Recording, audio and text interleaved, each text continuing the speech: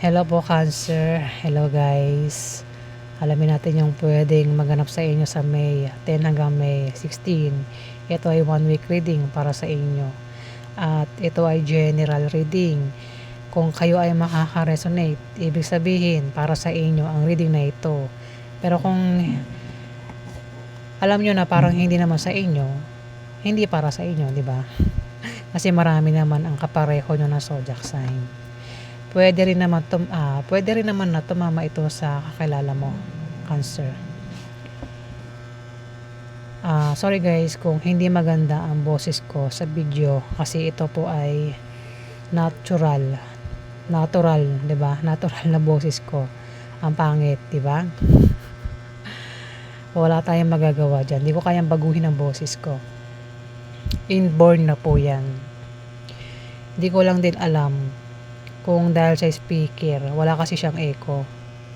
Sobrang linaw ng boses ko kaya halatang pangit, 'di ba? Hindi ko alam kung sa mga makakabili ng mic na maganda-ganda o headset na ano. Ayan, basta ang importante, malaman lang natin ang pwedeng maganap sa inyo, ang pwedeng maganap sa atin, Cancer, sa 1 week na ito. May 10 hanggang May 16. So, umpisa na po natin. Sa May 10 hanggang May 16.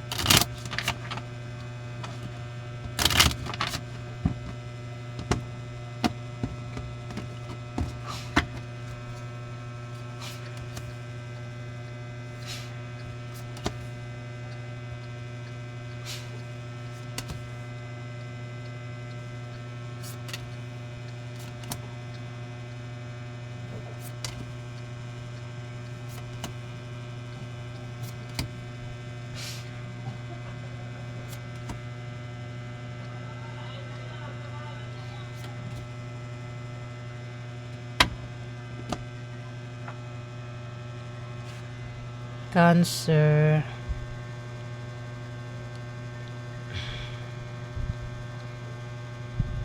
Merong Libra, Aquarius o Gemini yung zodiac sign dito.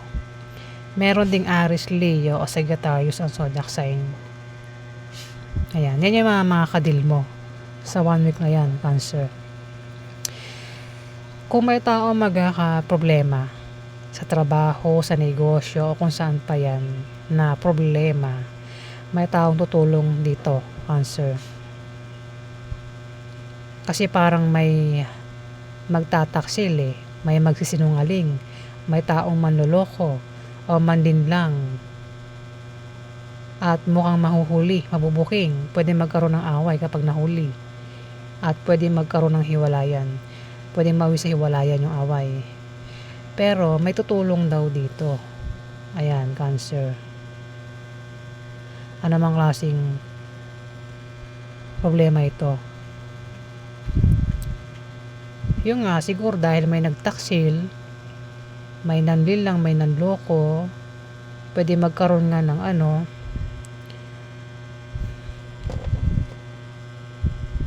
away. O kung walang away, kasi wala pa akong nakikitang card na away dito away ayan, basta kung may magkaka-problema dito, Cancer, may tutulong dito. Ayan na, sa trabaho man yan, sa negosyo o kung saan pa yan.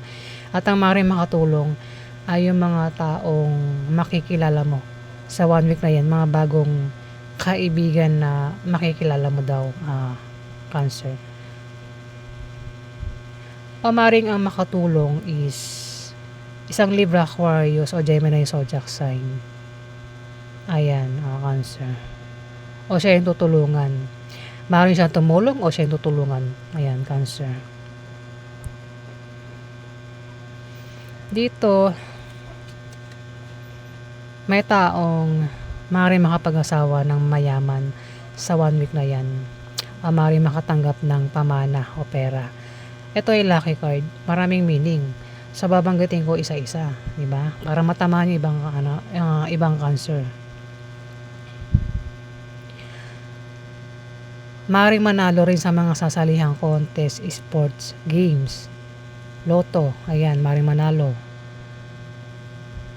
O maaaring makatanggap ng pamana, pera, o maaaring ma-promote, lumaki sahod, makatanggap ng bonus. Kung merong negosyo, lalagoy negosyo. Ayan, Cancer. Dito may tao dito ang meron siyang malalamang masamang balita sa 1 week na yan, Cancer.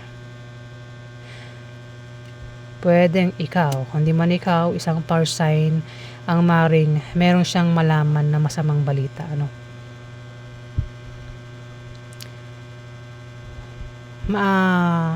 Magta-travel ang iba sa inyo, Cancer. Aalis, merong pupuntahan. Pwede buntis ka. Buntis ang iba sa inyo, Cancer, kasi may buntis dito eh. Kung di ka buntis, may kilala kang buntis. At ang buntis ang magta-travel. Pero kung ikaw itong buntis, ayan, magta-travel ka, alis ka, meron kang pupuntahan sa 1 week na yan, Cancer. Maraming dahilan ng pag-travel, pag-alis mo dito. Kung buntis, pwedeng kaya aalis, maring manganak, o maring papasyal, bibisita, o maring basta maraming dahilan ng pag-alis dito, Cancer. Kasi yung buntis, pwede manganak na o buntis pa lang, pwede rin naman na may mabubuntis o may makakabuntis. Pwede rin naman na ito ay patungkol sa pinaghihirapan na magbubunga ng maganda. Ayan, Cancer. Kung balak umutang sa loan, ma-approve ang loan. Dito, meron daw kayong kahirapang pinagdaraanan. Ayan na sinasabi rito na malapit ka na makaalis sa kahirapan na ito, Cancer. Yung nga, baka buntis ka, pwede nga iba sa inyo nahihirapan na sa pinagbubuntis, pwedeng malapit ng manganak. Ayan. Ano man itong kahirapang pinagdaraanan mo, malapit ka na raw makaalis dito, Cancer. At swerte ang kapalit ng kahirapan na ito sa inyo. Alamin pa natin ang ganap sa inyo.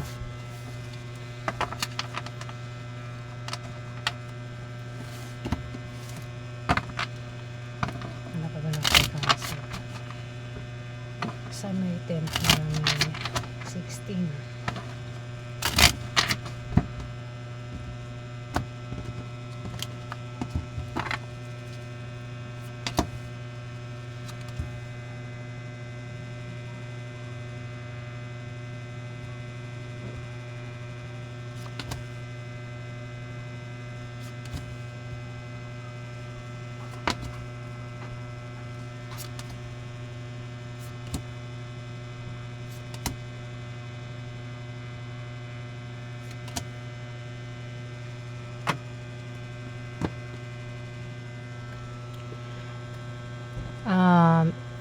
Cancer, meron ka raw kahilingan at pangarap na magkakatotoo sa 1 week na yan. Pwede ka iba sa inyo, hiniling nyo na magkaroon ng trabaho. Kaya naman iba sa inyo ay mag-a-apply at maaaring matanggap sa trabaho. Pwede rin naman na iba ang hiniling mo rito. O pangarap kasi, kahilingan at pangarap na magkakatotoo daw, Cancer. Ayan. Ikaw lang nakakalam kung ano itong kahilingan mo at pangarap na magkakatotoo daw, Cancer, sa 1 week na yan. Meron din nagbabalak mag-resign sa kanyang trabaho. Ayan, wag daw basta-basta mag-resign. Hanap muna ng kapalit bago mag-resign para hindi magsisi. May manloloko dito. Ayan, mag-ingat sa manloloko kung hindi ikaw ito, Cancer. Yung gagawing panloloko pwedeng patungkol sa pera o patungkol sa pag-ibig. Pwede rin kasi may pabago-bago ng feelings ang isang tao dito, Cancer. Maring siya ay Libra, maring Aquarius o Gemini zodiac sign niya. Pwede siya yung pabago-bago ng feelings o ikaw ang may pabago-bago ng feelings sa kanya. Pwedeng biguin o masaktan. Biguin o saktan. Kaya parang naloko. Parang pinaniwala siya na mangyayari yon pero hindi pala. Ayan, Cancer. parang pinangakuan pero hindi naman tinupad yung pangako. Ayan na, may ganyan dito, Cancer. Dito, may tutulong dito kung magkakaproblema ka sa trabaho mo, sa negosyo mo, may tutulong dito. At ang maring makatulong ay mga makikilala mo na mga bagong kaibigan, Cancer, sa 1 week na yan. Tutulong sa binabalak mo rin na itayong negosyo. Kung nagbabalak magtayo ng negosyo iba sa inyo. Ayan o, may tao dito ang nagbabalak magtayo ng negosyo at may tutulong daw sa inyo dito. O kung meron ng negosyo, ayan, may tutulong dyan sa inyo para lumago yung negosyo. Lalago naman daw yung negosyo, Cancer. Dito, may nakasuporta lang daw sa inyo. Dito, kung may taong manloloko, may nakasuporta lang daw sa inyo dito, Cancer.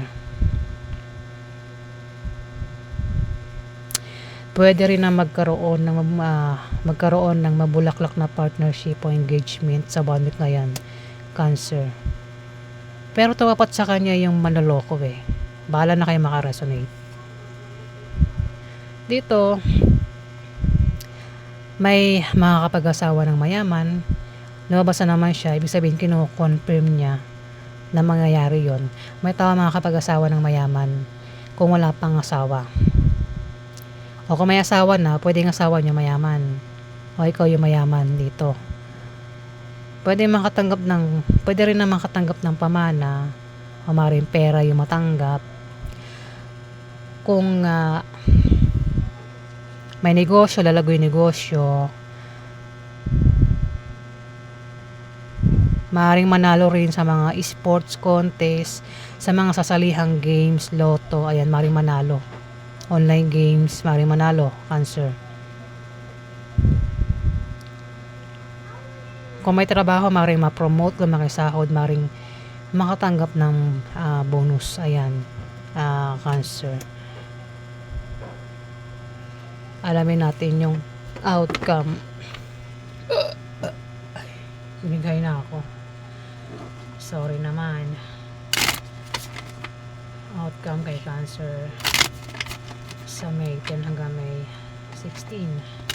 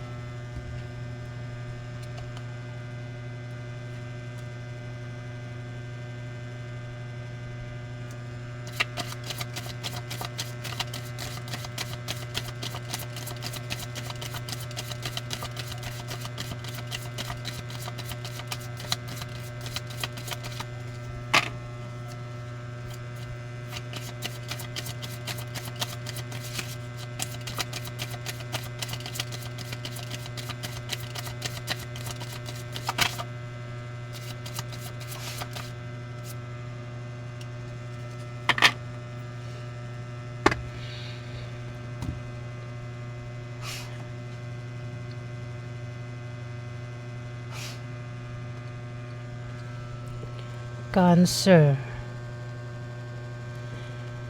Mukhang magkaka-problema ka sa kasama mo sa 1 week na yan. Meron ka raw sa kasama ang maring hindi mo makasundo. Ayan, may Capricorn, ang maring ito ay Virgo o Taurus ang zodiac sign niya. Ayan, ito yung outcome Siya maaaring ka sa kasama mo na hindi mo makasundo.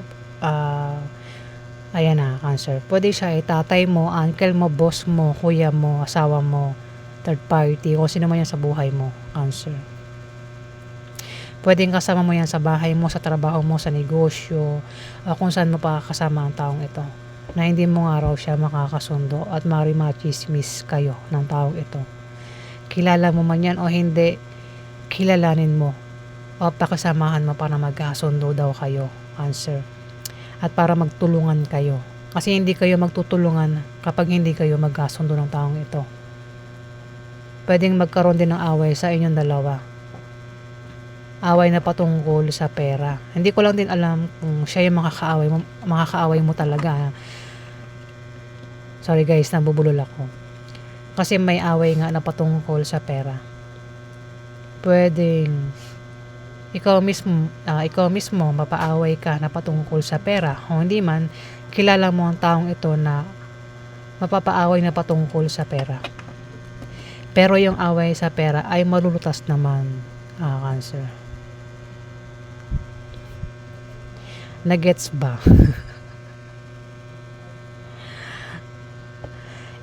Cancer, ingat ka rin daw sa sakit. Sa 1 week na yan, May 10 hanggang May 16, kasi maaaring magkasakit ang iba sa inyo, Cancer. Ang iba sa inyo, Cancer, diba? Hindi malinaw yung words ko. At ingat din daw sa aksidente, Cancer. Ayan, kung may gagawa ng masama sa iyo, mamalasin ng taong ito. Pero kung ikaw yung gagawa ng masama sa kanya, mamalasin ng taong ito. Mamalasin ka pala, ayan, kapag gumawa ka ng masama sa kanya. Ayan na, Cancer. Kaya huwag tayong gagawa ng masama sa iba.